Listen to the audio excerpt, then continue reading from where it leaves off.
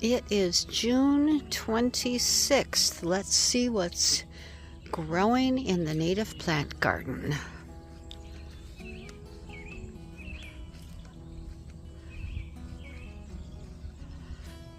Coming this way.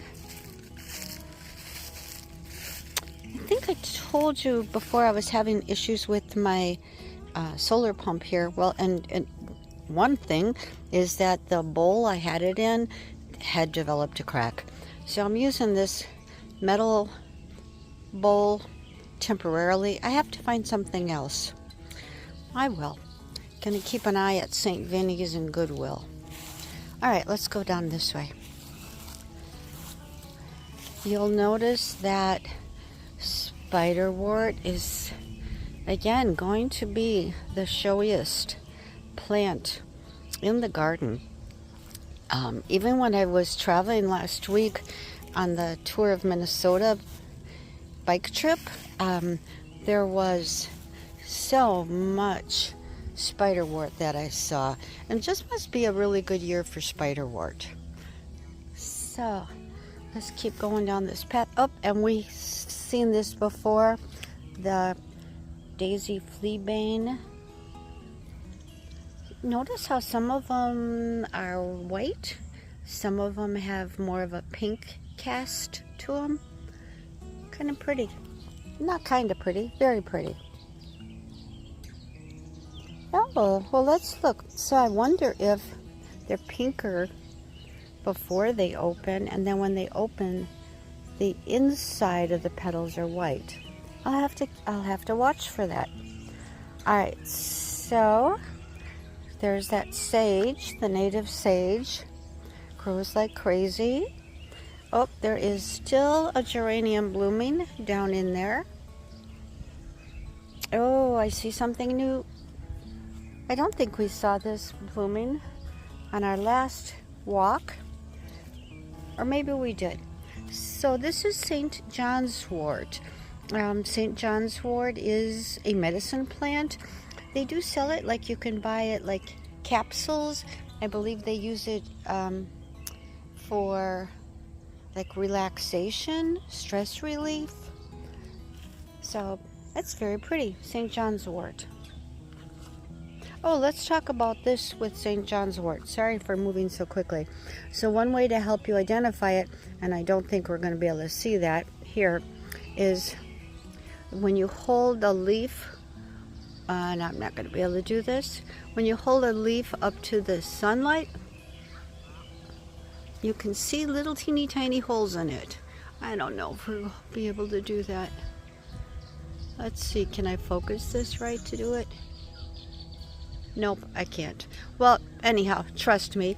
Find yourself some St. John's wort, take a leaf and hold it up to the light, and you see that you can see little teeny holes in the leaves.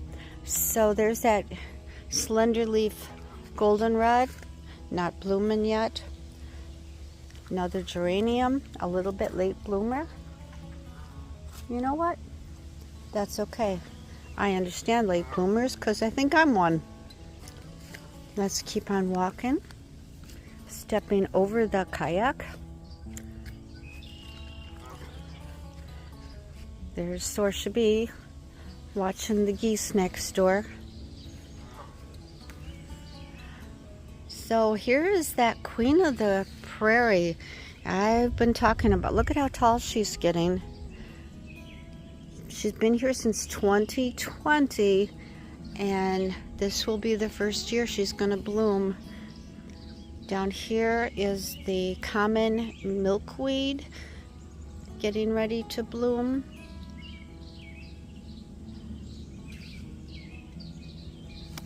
Back there is the winterberry with flowers on it. This is the male, and so it gets flowers, but it doesn't get berries. Okay, let's walk along. There's some more, the milkweed.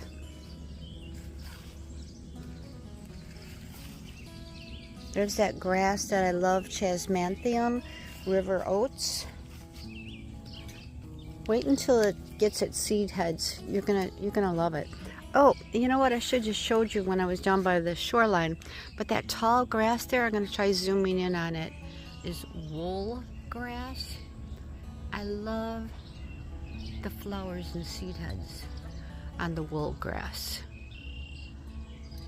Okay, coming back. This great big plant, getting ready to bloom. I think this is fireweed. I have to look it up to make sure, but I think that's what it is. You know, sometimes from year to year, I forget what they are. There was a time that wouldn't have happened, but now it does. All right. Isn't this a beautiful path? I love it. So this one is a real showy plant, and you'll see a lot of this in gardens along roadsides. Helianthus. They're very pretty. It's one that in my garden I am going to have to keep an eye on, because they're very, very prolific, and while they're beautiful, I don't want the whole garden to be helianthus, so I will be trimming them back. And oh, let's go down this way, because this morning I found something really awesome. You know, gardens are full of surprises, just like life is full of surprises. And I look down here and I see right here is a plant. The common name is sweet fern. My mentor called it sweet non-fern because it's really not a fern. And again, oh, I'm taking the leaf off and crushing it because, oh, it smells so wonderful. It can be used for a tea. So look at this. Oh my goodness. This is, speaking of tea, this is the New Jersey tea. Look at it in bloom now.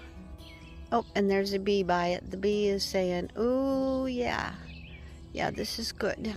This is good. Now at my previous home, I think I told you, there were a whole bunch of little teeny tiny bees all over it. I don't see that happening here, but maybe they'll come. Maybe they're just not here yet. All right, let's keep walking. Oh, here's some mountain mint getting ready to bloom. Not there yet, but getting ready. Look at that New Jersey tea. Wow, she's gorgeous. Oh, I see a dragonfly in there. Can you see it? Pretty blue one. Very cool.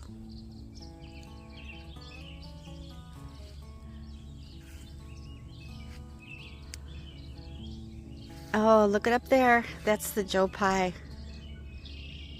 Wow. Incredible. Keep walking down this way. This is a dead end, but I want to come down here because I want you to see, and it's just beginning to go into bloom. These tall spires, I don't know, spires, maybe that's the word. That's Culver's root. And then further back, there's some more Joe Pye.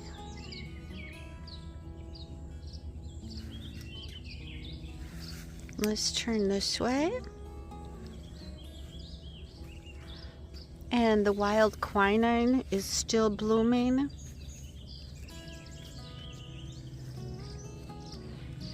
And the fleabane. Now look at, when we saw the fleabane over on the other side of the garden, it had pink. And this one is just all white petals. I wonder if the soil or the sun has anything to do with it. I don't know. Oh, here's a good one. Oh, they're all good. But okay, this is, oh my goodness, forget the Latin.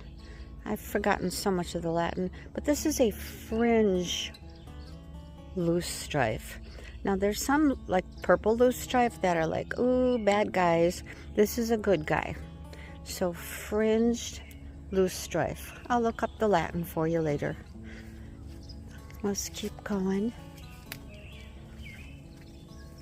Oh, here we got a liatris that's getting ready to bloom. Gardens are wonderful. So many new things to see every time you walk it. And again, some beautiful spiderwort.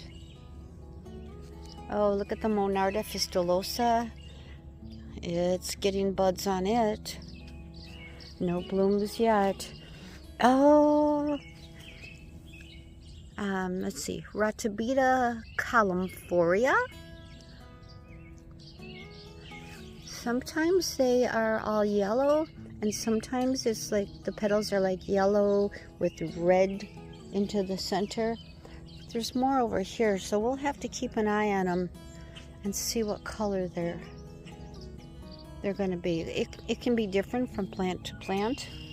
Oh, I almost walked right past you. Sorry, sir. This is Rattlesnake Master. We've been watching this guy too. Look at how he's taller than I am now. His flowers are not fully open yet. Rattlesnake Master. And here's more Rattlesnake Master. All right, keep on walking. There's another Rattlesnake Master. I didn't know that I had so many of them. Oh, there's one more back over there. Lots of Rattlesnake Master. Some wild quinine. Not all of it has started blooming yet. And spiderwort. Pokeweed. Did we talk about this before? So pokeweed is a plant that can be very invasive. I'm kind of keeping an eye on him. As long as he behaves, he can stay here. If he becomes a problem, then I have to pull him and any of his offsprings out of the garden. So, keep on walking. Another Rattlesnake Master.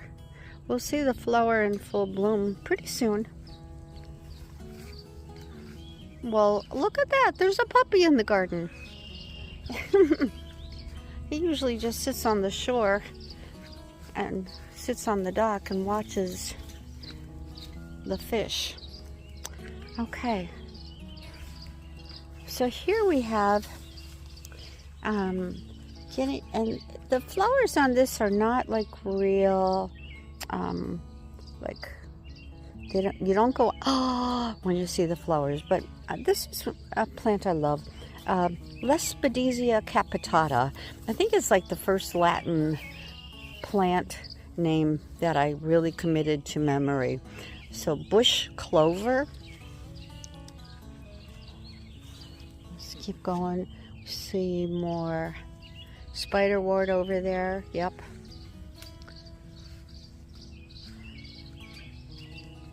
Keep on walking. There's that New Jersey tea. This is another winter berry. Look at the teeny tiny flowers. Can we focus in better? Aren't they pretty? Gets lots of berries. So one of these winter berries gets red and one gets yellow berries. So they vary. All right, let's head back. I think that's about it for today. So we will check in again next week and see what's blooming in the native plant garden. I'm Karen, and I'm growing.